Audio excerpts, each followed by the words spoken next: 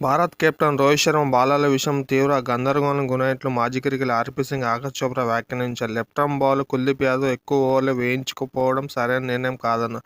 తొలి రోజు ఆటలో కుల్దీప్ కేవలం 10 ఓవర్లు మాత్రమే విసిరారు. దాదాపు సగం ఓవర్ తర్వాతనే బౌలింగ్ తీసుకురావడం గమనార్హం. వికెట్ తీయనప్పుడు కట్టుదిట్టంగా బౌలింగ్ వేసి పరుగులు నియంత్రించారు. రెండో రోజు కేవలం మరో 2 ఓవర్లకే ఇవ్వడం గమనార్హం. తన 12 ఓవర్ల కోటాలో కుల్దీప్ కేవలం 22 పరుగులే ఇచ్చాడు.